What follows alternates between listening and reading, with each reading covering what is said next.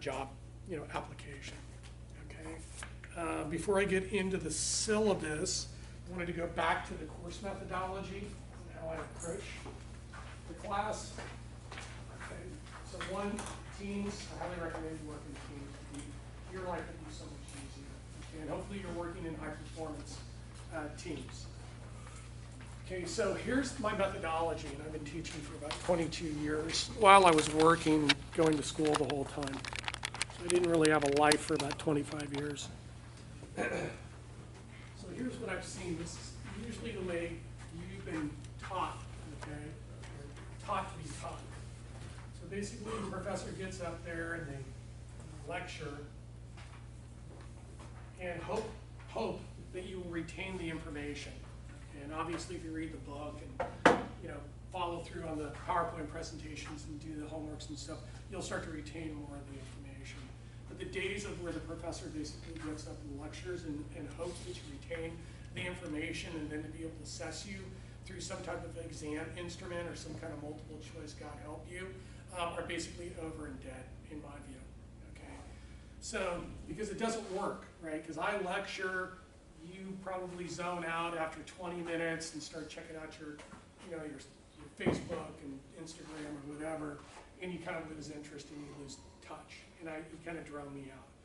So the way that we're doing it now is we're flipping the courses, where basically you're taking control of the content, particularly in this class, the PowerPoints from the book and the homeworks that we'll work on together, in kind of a problem laboratory. And then what I will do is I will teach you applications in corporate finance that you're not going to learn from the book, because the book only teaches you so much and doesn't have 25 years of real world experience in applications, working with senior executives and boards of directors, and what are the things that are really important when you're analyzing firms or analyzing securities or analyzing real estate markets or underwriting multi-billion-dollar portfolios of commercial real estate. You're not going to get it out of the book. Okay, so I'm going to teach you those aspects that will give you really solid intellectual infrastructure to have conversations with senior level executives after one semester. Okay, after one. And if you're a finance major and you take my other courses, I'll basically be pounding those concepts into you over and over again in an international context and investments context, and over again, so that it's so solid that when you're sitting at the table with senior executives and they're having conversations about macroeconomic events and the impact on the stock price and the impact on sales and the leverage of the firm and potentially the returns on the assets, you'll be able to converse and participate in the conversations. If you don't participate in the conversations, then you're basically just dead wood and you shouldn't be in the meeting, and they're going to ask you to leave at some point in time. But if you can sit in on the meetings and converse and add value and communicate and add value, then you're going to stay in the meetings, and that's basically going to be your upward mobility to higher levels of basically responsibility, accountability, and positions in the firm. And if you can do that over a 20, 30-year period, before you know it, you're going to be a senior level executive within the firm. You're going to be making $500,000 with stock options, and your kids will never have to worry about anything ever again, or your family, because you're going to be able to take care of everybody. Okay? And that's really the goal. So this doesn't work, right? So here's the mean, here's the A students, here's the B students, here's the C students. God help you if you're a C or an F student. Okay? These people, I'm going to come after you. Okay? If you're not engaged and you miss a lot of classes and you're falling behind, I'm going to come get you and I'm going to push you over in that direction. So these guys I'm not worried about. They're just going to take a little bit more work.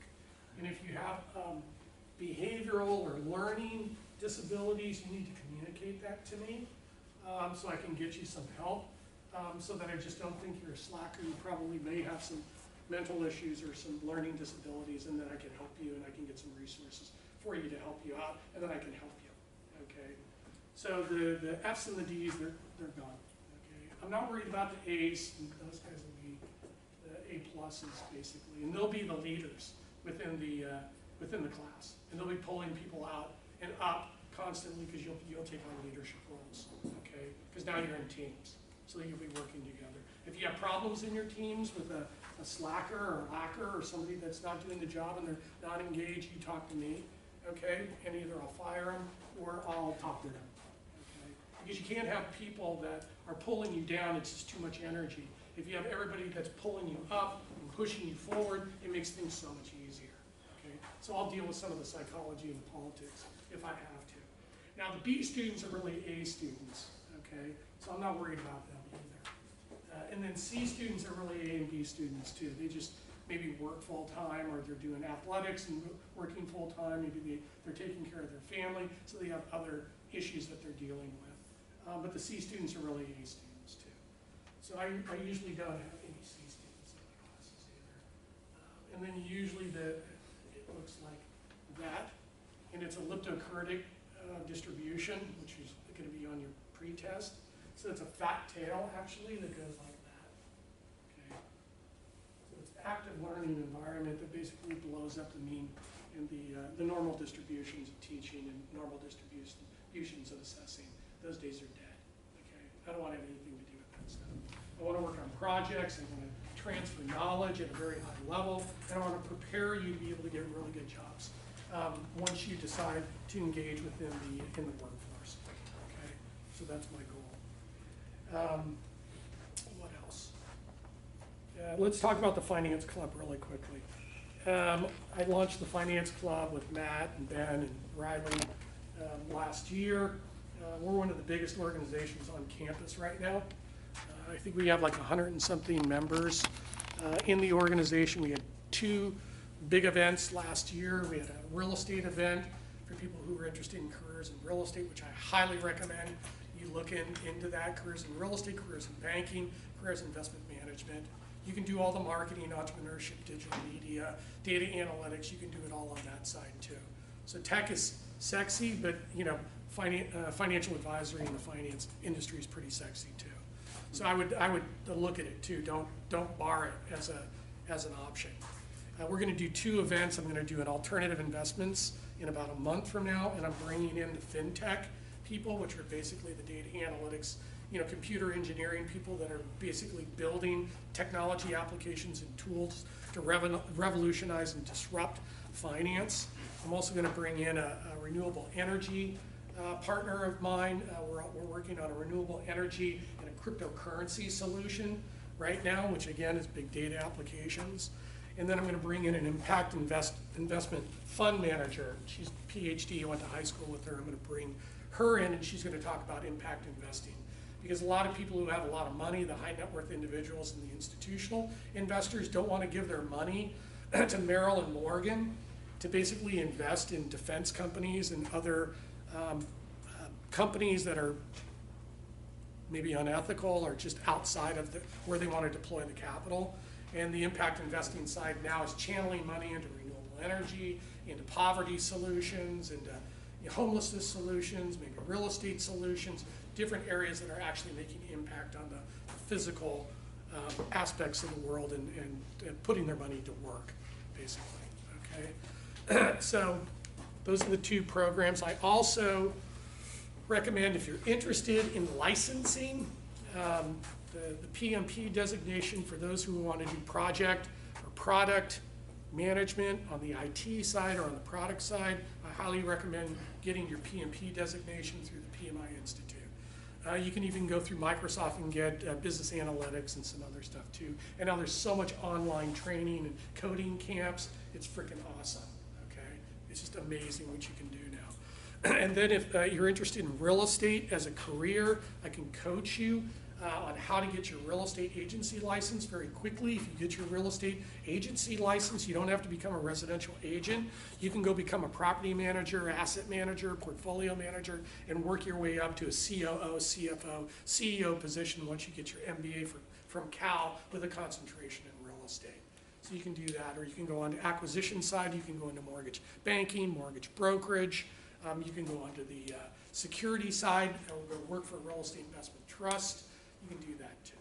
Okay, so I can help you on that. And then for the investment advisors and the investment bankers and the private equity guys, or public equity or public debt, people who are interested in fixed income or any of those areas, I kind of deal with AXA insurance, that basically they will pay, or actually they will pay for the securities training you need a Series 7 and a 66.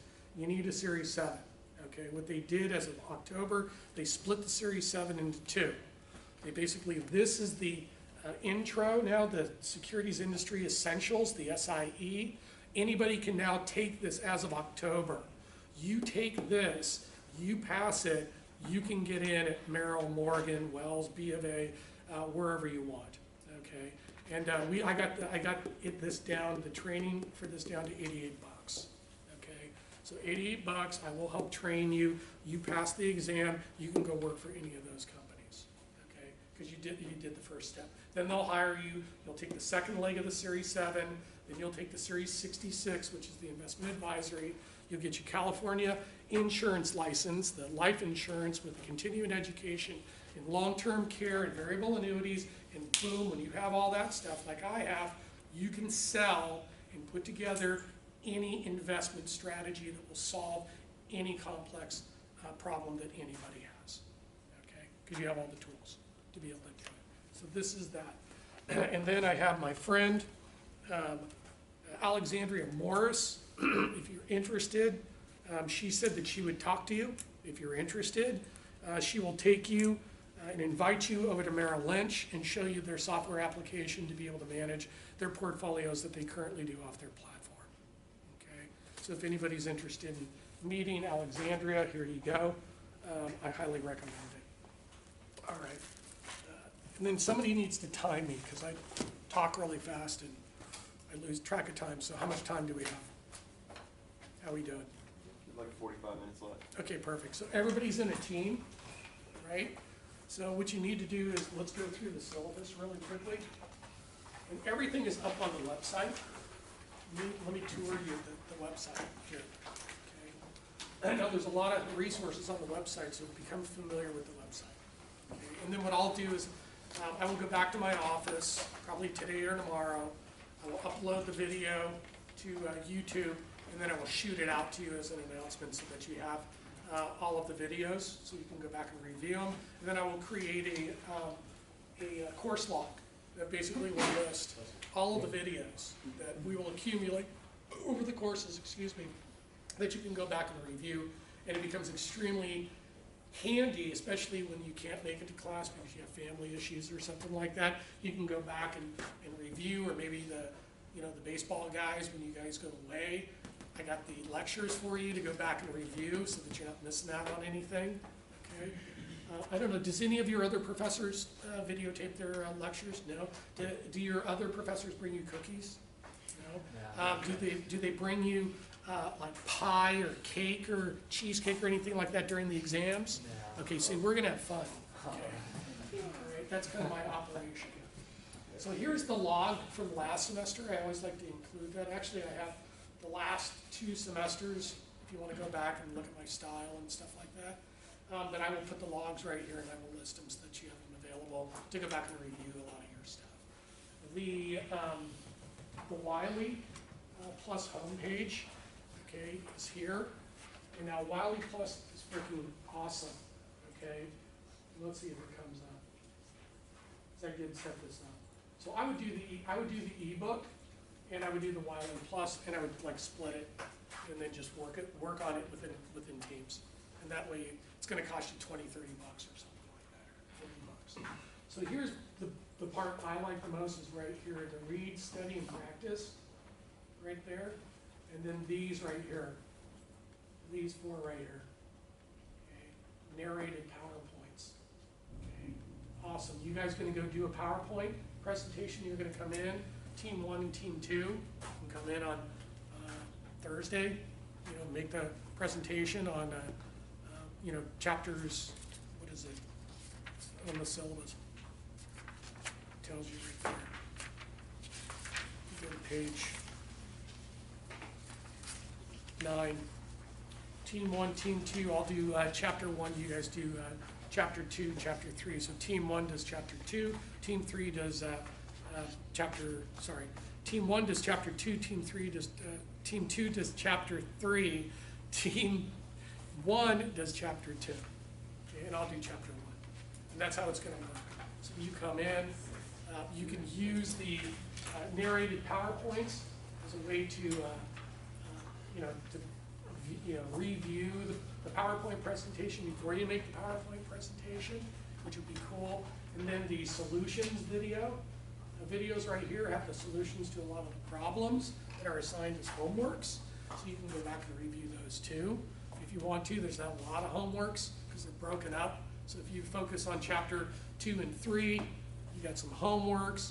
I actually even have the solutions up there that you can check the problems to make sure you did them right. You can check the solutions through the Wiley Plus, because I don't want you to struggle and get stuck on any one of the problems if you don't understand it or you're not getting it.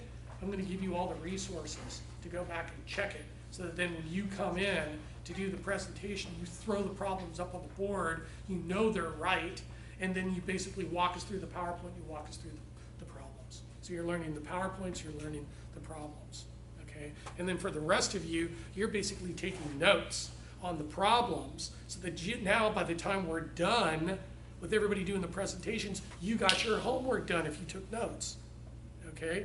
And then what you do is you write out the homework solutions, you slap a cover page on that thing, staple it together, and you're going to put it into a deliverable package that you're going to deliver to me during the quiz time period. So the deliverables are done. There's 3 of them, one for the quarter, one for the midterm, and one for the final, okay? And the course load is pretty heavy up front, and then I ratchet it down at the back end. So I'm stealing a bunch of your resources and your time at the front of the semester, particularly in the first third, and then I ratchet it down. We work on the presentation that we're going to do at the end. The homeworks shrink. The final exam is not even really a final exam. It's just an in-class that I basically go over with you, and you write down the notes. And then basically you deliver to me the package at the end of the final at the end of the semester. So that way you have more resources and more time at the end of the semester to focus on your other classes. Okay? So it's strategic. I'm stealing time away from you up front, making you work a little bit harder up front to give back that time at the end of the semester when you're the most stressed out. Okay? Because I don't want you coming here stressing out. All right? And the last class is not a final exam. We just chill for a half hour, eat a bunch of pie and cake. I do like a 40, 60-minute lecture on basically the tools and the intellectual infrastructure you need to move forward in your career and your academics more decisively. And then the last half hour is just high-fiving, eating more cake and stuff like that. and then you're done. Okay, so if you're struggling or you have problems, you need to communicate with me so that I can help you. Let's go through is everybody clear on the Wiley Plus? Do I need to go through any of that stuff? And actually the first part right here, this chapter 0, this chapter 0 right here has a lot of the information, and I'll show you some other areas of the information that you're going to need to take the statistical pretest. Okay. So statistical pretest. Okay. I had a professor at San Francisco State. She was my econ professor in both my undergrad and graduate degree. She used to love to give out pretests. So I started giving out pretests years ago to basically front load a lot of the concepts that you're going to learn in this course right now. So that you're not learning weighted average cost of capital or CAPM like 7 or 8 chapters into the course. You're learning it now so that by the time you get to it, it's like the second or third time you've seen it, okay? So it's reinforcement. And I don't know, how many people have a photographic memory where you remember everything you see and everything you hear? Okay, so you actually do, but maybe you don't yet. So you're gonna need to learn stuff over and over again to be able to ground the concepts into your brain so that you can remember this stuff as permanent knowledge, not transitory knowledge, just to be used to basically get a good grade on some kind of intermediate assessment test, but to embed and imprint permanent memory, these concepts permanently in your brain so that you can retrieve them later on to be able to use and make decisive decisions later on when you're a senior executive in a firm. It's the stuff we talk about in this course And the way that I talk about it is what we talk about at the board table, at the executive table. This is what we talk about. Yes, sir. We need this. Okay, I already passed them around, they're coming around. So I'll go through the pre-test on Thursday. I would take a look at it. If you want to take a stab at it, go ahead.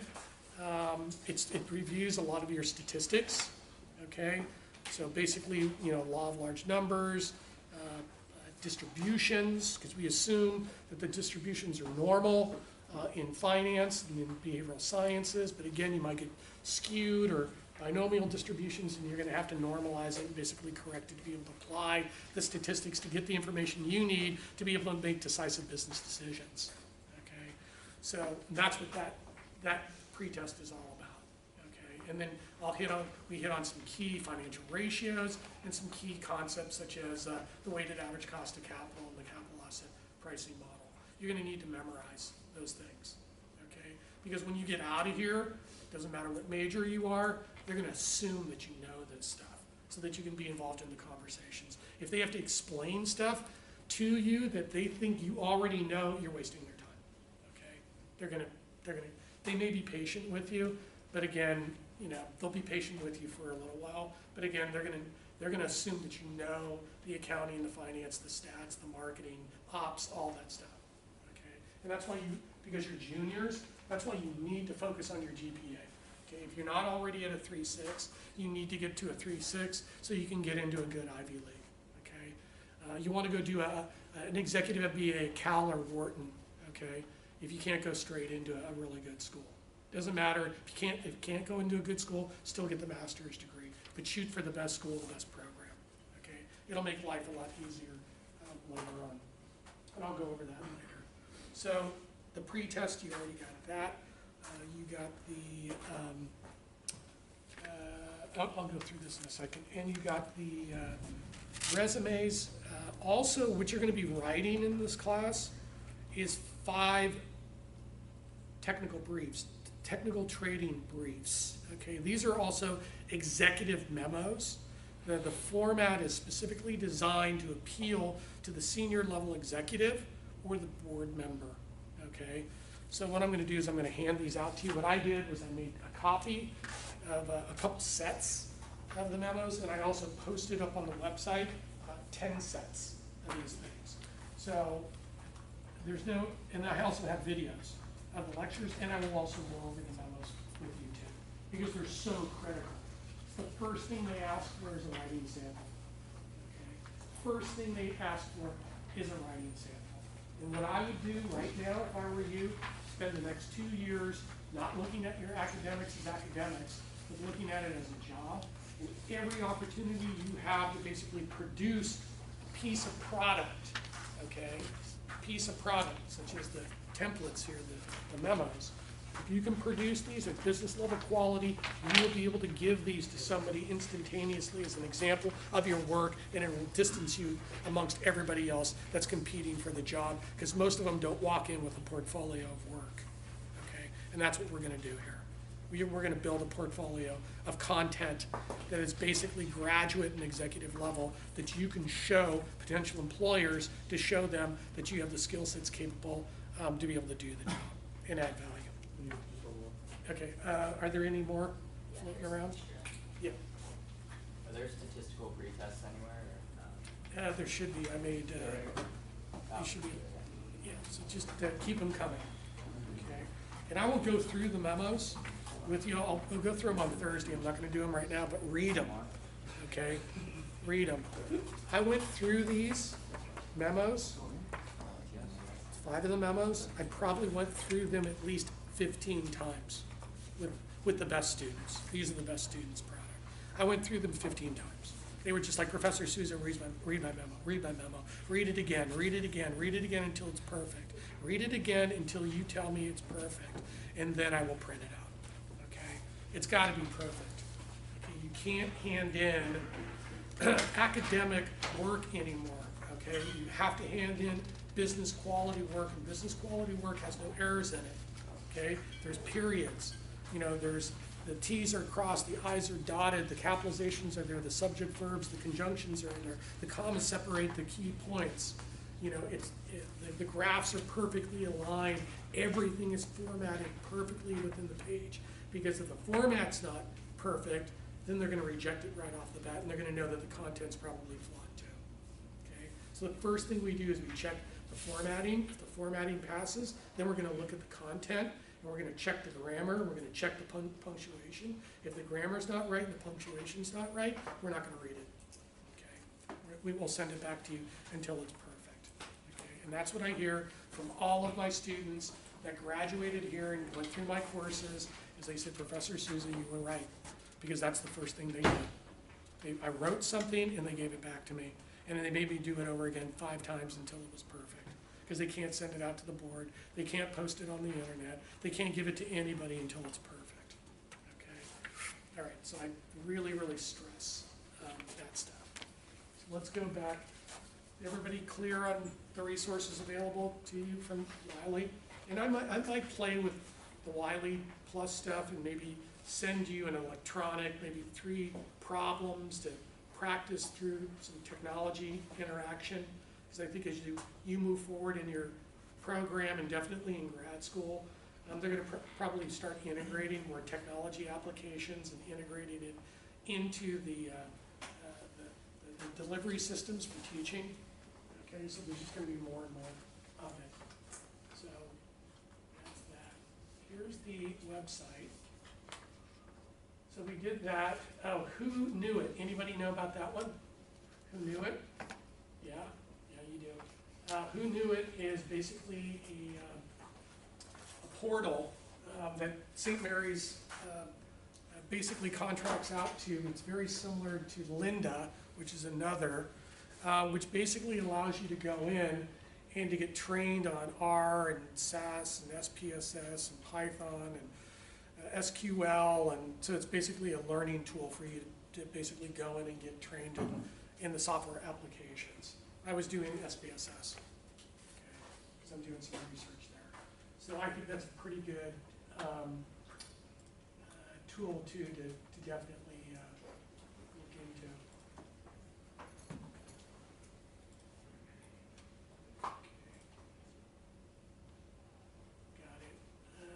I don't do the news form because you guys are all enabled with your technologies and your handheld devices so you can communicate instantaneously. Here's the syllabus, here's the pre-test right here, supplemental materials for completing the statistical pre-test. Boom, I've already listed a bunch of resources here. Professor Souza, where do I get the information to you? I get this all the time. Where do I get the information to fill out the pre-test? Well, I posted and this is even after I showed them this, they still ask me questions like that. Here's some resources here. The Wiley Plus has resources, and you can use Google, okay, to be able to get the information to answer all of the questions on the statistical pretest. Okay. Lots of resources. And then here are the calculator manuals. And you're going to need to, and this is what I would do too. I would start doing this.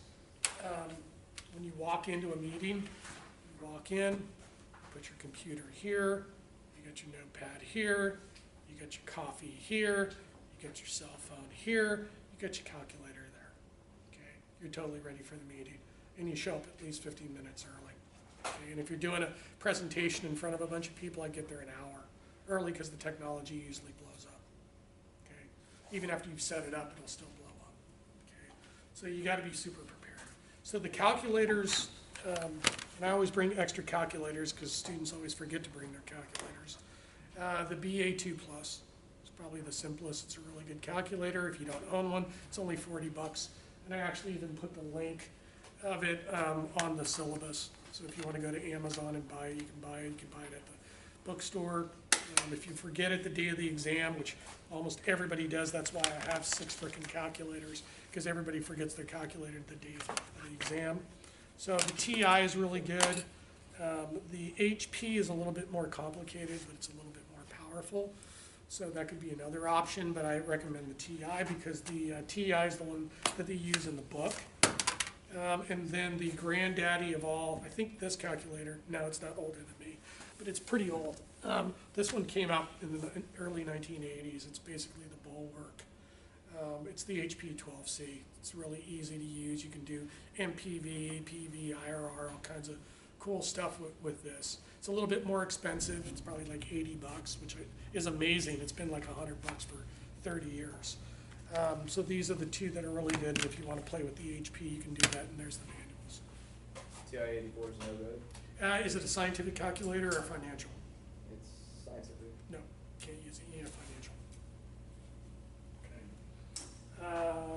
Because you got to be able to do the net present values, and internal rates of return. Okay. Let's see, what else do we have up here? Right here, if you're interested, there's some stock trading game sites. I think what I'm going to do here is, if we have a lot of time and you guys are really gelling, I would like you to, by using this one right here. Do you guys want to build a portfolio of stocks? Learn how to invest? Yeah. You're going to own a 401k and maybe roll that over into a self-directed IRA. You're going to probably invest in some stocks someday, you know, for liquidity purposes, or have it into a qualified account to be able to accumulate, you know, wealth that you're going to basically liquidate when you get retirement age. So you're going to be exposed to stocks, okay, no matter what. You might as well learn how to trade them, learn about them, because you're going to be exposed to them in your 401k. You're going to invest in them, and if you go work for a publicly traded company, you're going to be totally exposed to the company's stock, because you're going to be given grants and stock options. God, I hope they do, because that's where you're going to make a significant portion of your money. Okay, so don't forget to ask for those when you go in for the job. Ask for the stock grants. Ask for the options.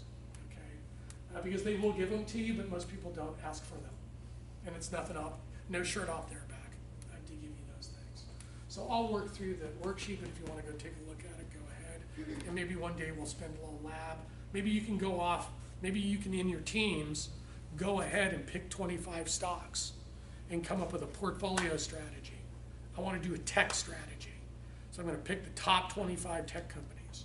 Or I want a tech strategy, but I don't want all my money in tech, so I'm going to do 25 in tech, 25 in defense, 25 in medical technologies, and maybe 25 in some, you know, maybe, I don't know, software or some other kind of company, maybe small cap tech or something. So 25 stocks. Stocks that are publicly traded. Stocks are issued by public companies. They are traded, the stocks are traded on an exchange. The top 3 exchanges is the NASDAQ exchange, okay, the New York Stock Exchange, and then there's some other exchanges, but those are the 2. Most tech companies list their shares on the NASDAQ exchange, National Association of Security Dealers, quotes. And then the New York Stock Exchange is called the Big Board. A lot of these tech companies will get really big. Either they stay on the NASDAQ or they migrate to the Big Board, which is the New York Stock Exchange. Okay. Every stock is given a ticker or a code. It's called a ticker symbol. So everything revolves around the ticker symbol. And you can search all the financials, all the pricing, everything around that stock based off the ticker symbol. Okay. And I'll pull this up on Thursday. But this spreadsheet is really, really easy. Once you put in the 25 stocks, you put in the price as of January, and then 1 year ago, 3 years ago, 5 years ago, 10 years ago. And then you put in the forward test, you put in the stock prices from, you know, January, March, and April, May, June, and we forward test and see how you did. We can back test your portfolio and to see if you beat the market. The market benchmark is the Standard & Poor's 500 index, the S&P 500 index. So if I'm an equity manager and I'm managing a portfolio of stocks, I benchmark my performance against the S&P 500, and that's what the worksheet does.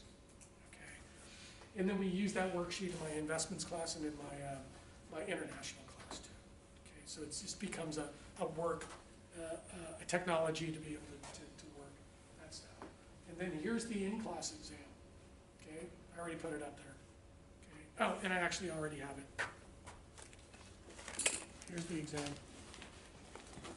You can pass it out. Do you want the exam now? Yes. Yeah, why not? Right. And then what I would do, here's the exam. Then what I would do is I would take one of these booklets, like this. Take one of these booklets.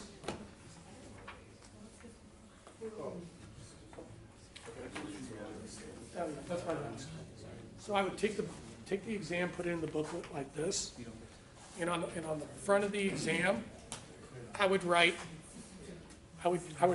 quiz and class notes. Quiz and class notes. Quiz and class notes. So hand out these things too. So does everybody get this? I'm telling you the secret here. So once you get the exam, you put the exam in the blue book. You write on it quiz and exam notes. Okay? And then as we go through the exam, you take notes in this booklet. Okay? Because I know your generation doesn't take notes. Well, I don't believe that. Because that's the only way that I've learned how to memorize stuff. So you take class notes and you take the exam notes as we review the exam in this exam booklet. This becomes the extra credit in your study guide. And then you come in and I give you 2 days to take the exam with the midterm, the quiz and the midterm. I give you 2 days, okay? So you come in, you've been studying this, right? You come in, basically you put it, under your desk. I give you a new exam and I give you a new booklet and you go take the exam. Then what you do is at the end of the exam, you give me the exam back, okay?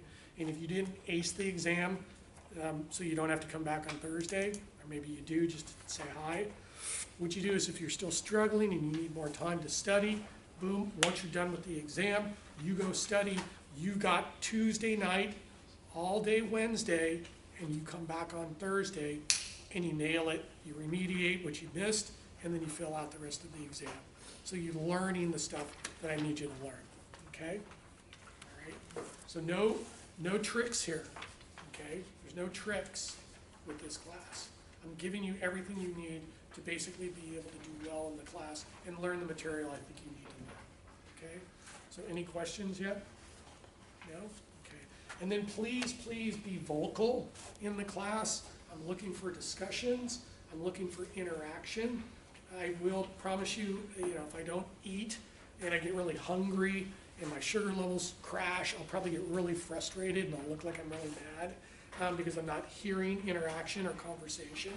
Or maybe I'm asking you a question like, what did the S&P 500 do today? Where is it trading? And all of you are sitting there staring at me, where everybody should go straight to their computer, go to yahoo.com, go right into Yahoo Finance and go, Professor Souza, the S&P 500 is trading at 2,500 and it's up 24 points because the earnings releases from Google, Microsoft, and Apple just came out and it's pushed the index up even higher.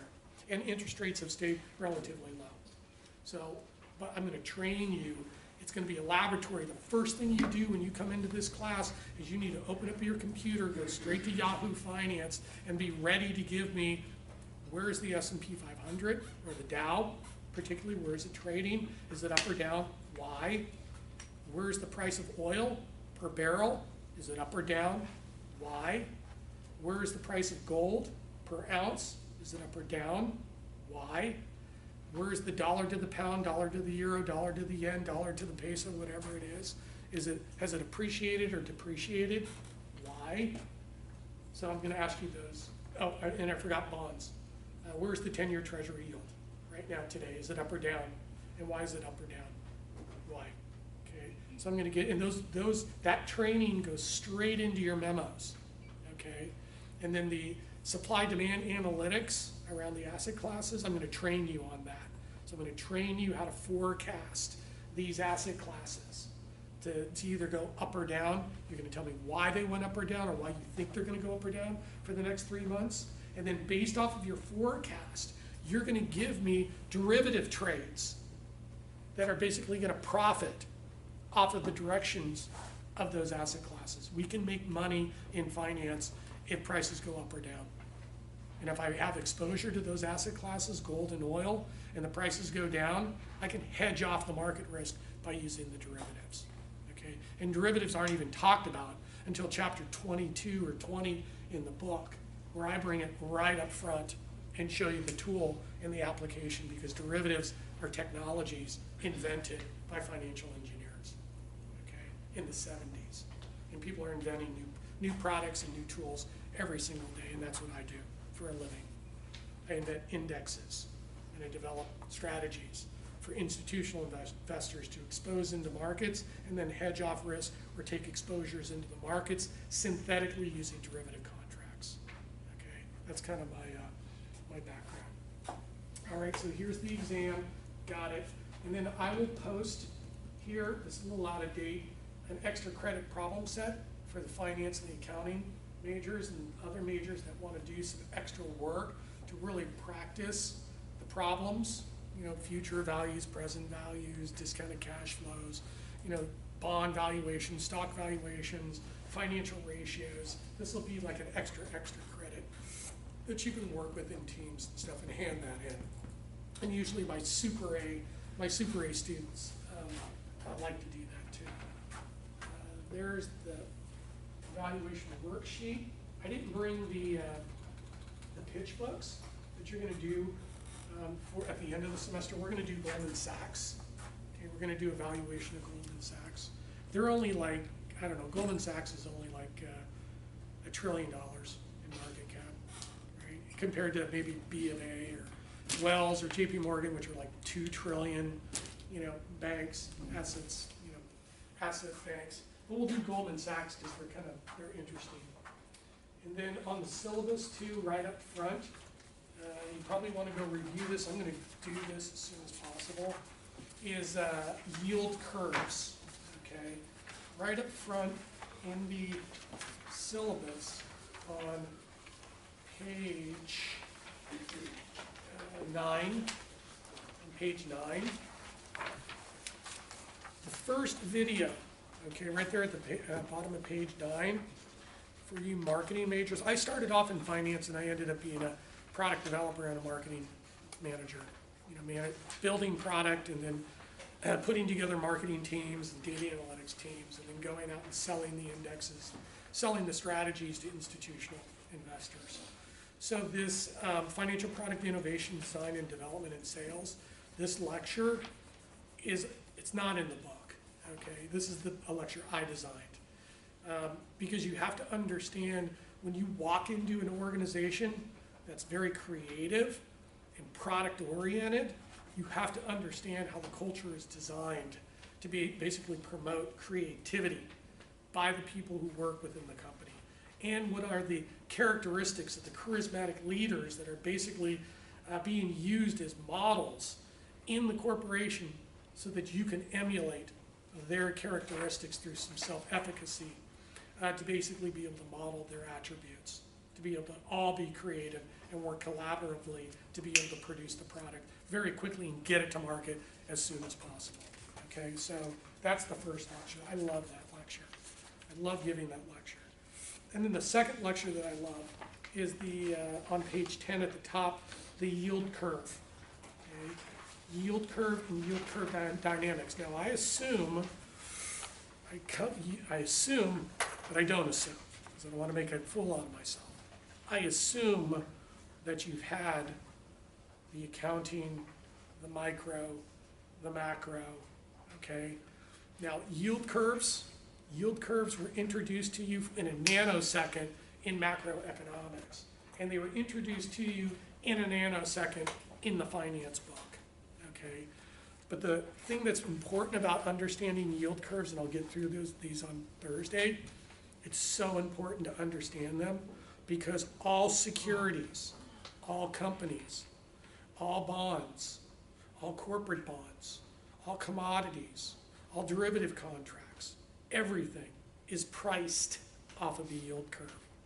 So movements in the yield curve are going to move prices of everything. And the movements in the yield curve, the number one factor that moves the yield curve is monetary policy by the Federal Reserve under Jerome Powell, okay, through the open market operations. They just got back from Jackson Hole. He was talking about basically raising interest rates 3 more times by 25 basis points. Everybody's freaking out because if he raises interest rates on the short end of the yield curve 25 basis points 2 more times, the curve is going to invert. And every time the yield curve inverted over the last 55 years, the stock market has peaked in less than 12 months, and we've been in a recession in less than 24. Okay, you get it? Why it's so important? That's why we talk about it at the senior executive level. CEOs, CFOs, COOs, CIOs, CMOs, everybody's talking about it. What's going to happen if the yield curve inverts? Our stock price is probably going to peak within 12 months. We probably better issue, some stocks to build a buffer, probably pay down some debt to get our leverage down. And if we do go into a recession in less than 24 months, we better be ready to start shaving off some headcount, because that's the first place they're going to go to, start cutting staff. Okay, so I want you to go ahead. This is how the conversation is. I want you to go ahead and start working with Bain and McKinsey and Boston Consulting Group. Get those guys in here and start looking at a reorg or restructuring within the next 24 months to be able to cut the headcount if we have to, if our revenues plummet by more than 25 to 50%. Do you think people do that stuff? Yeah, they do that stuff. Okay, so the yield curve is really, really important. I'll do that on Friday or on Thursday. So here's some lectures, grading policy, prereqs. Right? And then on the back of the pre-test, if you could do me a favor, how am I doing on time? You got it. Okay, perfect. On the back of the pre-test, can you give me your grades? On the back of the pre-test, show me your grades, okay, for your prereqs, okay, because I need to know where you're weak and where you're strong, okay? And if you got problems, I don't remember financial ratio analysis. I don't remember much from the financial accounting or managerial or the micro or the macro. I don't remember much of that stuff. I put a bunch of review courses from Khan Academy and YouTube and those that you can spend 20 minutes and go and review that stuff really quickly. Okay? I got some writer's resource guides. If you don't have very strong writing skills, I will work with you on your writing skills. Do you have a writing center here? Are they any good? I find out that the writing center people are really good English writers, but they can't write business quality stuff, because business quality communications is in your face. It's like, tell me now exactly what you're trying to tell me. Don't bury it, bury the lead. Don't get put in thes and tos and stuff. Cut that stuff out, get right to the point. Okay? Give it to me right up front. So I can train you on the writing side. Here's all the PowerPoint presentations. You also have them on your Wiley Plus. If you're interested in CPA, CFA, if you're interested in CFA or CPA, let me know. If you're interested in any of the licenses, let me know. I'll totally coach you on that stuff and how to get it. We're going to watch 2 movies in the class after we do the quiz and the midterm. We're going to come back afterwards. We're going to watch The Inside Job, which is, you probably have already seen, but it's a award-winning documentary on basically the origins and the implications and aftermath of the financial crisis. The financial crisis destroyed my career, okay? And I was able to resuscitate it, but it was the biggest financial event post-World War II and the biggest financial crisis since the Great Depression. The problem is that post-World War II recessions and the Depression didn't throw us into basically, $22, $23 trillion of debt outstanding. The financial crisis probably cost us around $10 trillion. Actually, cost you guys $10 trillion. I might actually still get Social Security and Medicaid. But again, these guys totally messed up the system and then put us into debt. And they want to do it again. So if you're interested in that, we're going to do The Inside Job, and then we're going to do The Big Short on the midterm, which is a really good one too. That's more theatrical and more entertaining. And then if you're really interested in my pontifications of the implications of the Trump administration's impact on fiscal policy, culture, society, and economics, I did that right after he got elected and brought that here to the university. My students were freaking out when I did that presentation. Here's the memos. I have some lectures here on the memos, memo requirements, memo videos, memo samples. I updated some samples, but I also gave you some samples. More yield curve lectures, and then I didn't turn the stuff on in the bottom, which is after the midterm, we'll start working on the Goldman Sachs valuation where we're gonna value the stock. And we're gonna put together a professional pitch book.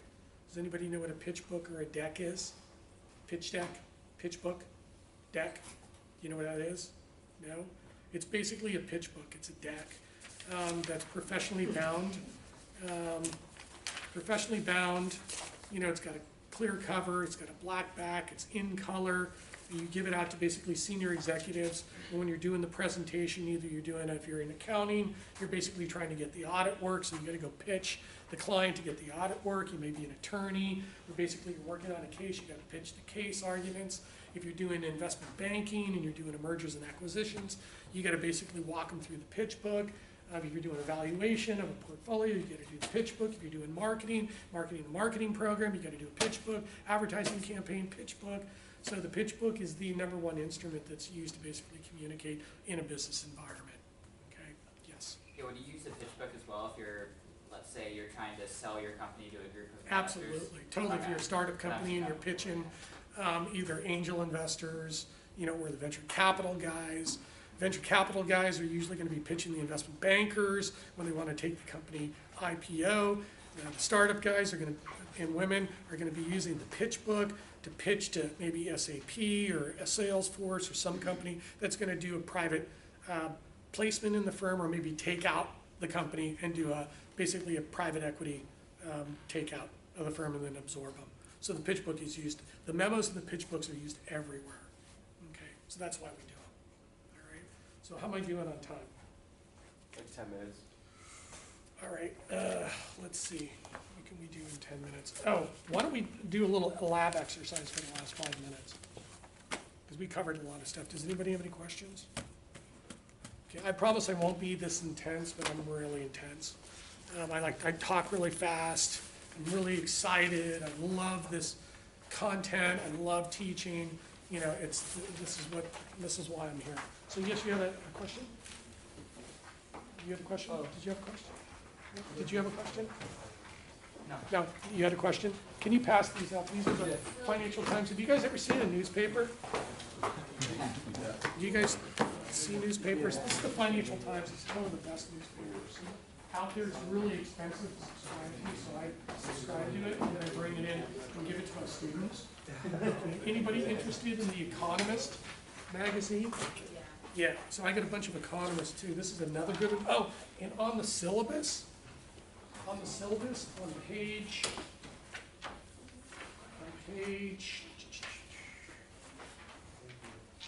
6, on page 6 of your syllabus, I put my email address and I put my password to get into the Financial Times and the Economist content.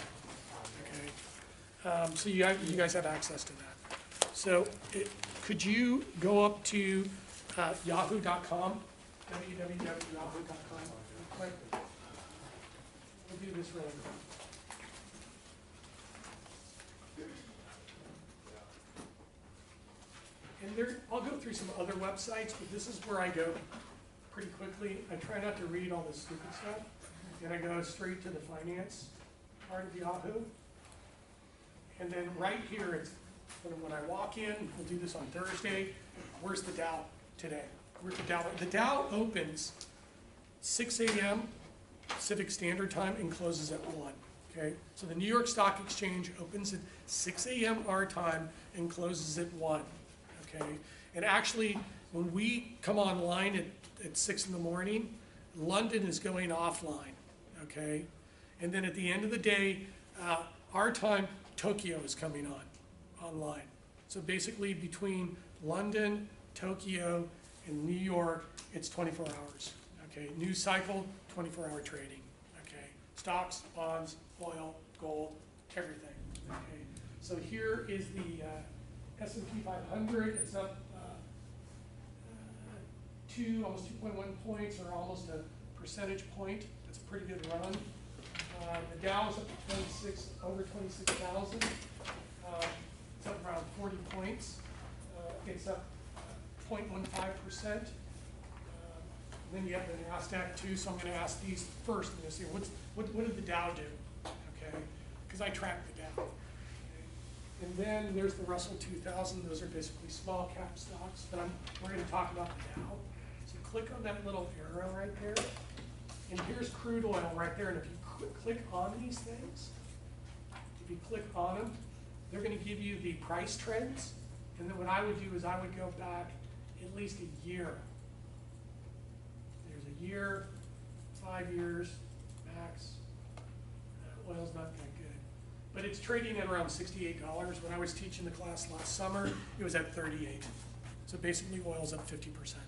It crashed 70% before that, and now it's up 50%. That's why you're paying $4 premium for your Supreme, you know, in your Audi, because oil has gone up so much. And then you go, and that's per barrel, so we're gonna be tracking that. Gold is right here. It's been basically hovering around 1,200 per ounce. It hasn't really done anything for like 2 years or a year. So it's been basically in a trading range. I can still make money trading oil, even though it's flat. Okay, and I'll walk you through that later. Here's the euro to the dollar. I'd like to look at the dollar to the euro and dollar to the pound, okay? Because it makes it easy. I know when the dollar's appreciated and depreciated against the other currencies when I'm using the dollar to the pound and dollar to the euro. So I'm gonna ask you, okay, where's the dollar to the pound, where's the dollar to the euro? Has it appreciated or depreciated, and why? Okay, and it's usually interest rates, inflation, and GDP, or political risk factors that drive currencies up and down. Okay, and then we have the 10-year Treasury yield right here. This is the #1 index in which all corporate bonds, all mortgages, all student loans, all car loans are priced up. So basically you're paying, I don't know, 12% or something like that. The 10-year Treasury is around, let's say that you're paying 13% on your credit card or your loans or whatever, and the 10-year Treasury right now is basically at 3%. They've tacked on 10 percentage points on top of the 3% to basically reflect the risk, your borrower risk, or actually just to extract usury from you in most cases. Because these financial institutions, particularly in car loans, student loans, personal loans, are exorbitantly high unless you're a prime lender or prime borrower. Unless you have stellar credit, they're just gonna get you, okay? But they use the 10-year Treasury yield, and we're gonna talk about that, we're gonna track that too, okay? And then the VIX index is, we're not gonna talk about that, that's a volatility index. So all of your economic indicators are your indicators are there. Oh, they even have Bitcoin. Anybody interested in cryptos? Anybody interested in cryptocurrencies? Okay. If you are, we should talk. Okay, because I started moving into that space. Started doing some work in that area. I tried to avoid it for like 8 years, but I got sucked into it on a contract. Bitcoin and Ethereum right now are like doing okay. Yeah. So that's where you're going to get the data. So on Thursday, be ready to go. Okay. Now, who's gonna present? Who wants to present on Thursday? Aren't we? Yeah, will you? Yeah. Yeah, cool. Okay, so I would watch the narrated PowerPoint. I'll go through them too, and I'll co-present with you. I wouldn't spend more than 20 minutes. You can edit the slides if you want to, to edit it down, because when people see text, just hit the highlights, edit out all the stuff, because most people, they have really good attention span for about 2 minutes, and then you start to lose them. You can keep people's interest for 20 minutes if you're swapping out the speakers and you're not reading from the PowerPoint presentation and completely alienating your audience. If you can keep it kind of animated, talk from the slides, don't read the slides, and kind of walk us through some of the key concepts, that would be great. Okay? All right, and if there's any concept or anything, I would leave most of the diagrams in there, and then edit out the text. And then I'll co-present with you, and we can do it as a team. So we're doing chapter 2? Yeah, team 1 is doing chapter 2, team 2 is doing chapter 3. And then everybody knows what your assignments are, because it's all laid out there in the syllabus. So you can start to front load it, review it, and theoretically, you who are gonna be doing the presentations next Tuesday, Thursday, will have plenty of time to review them, and if you have any questions, I'm more than happy to help you out.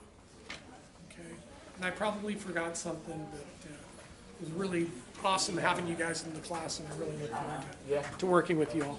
Do we keep this or? Now, you can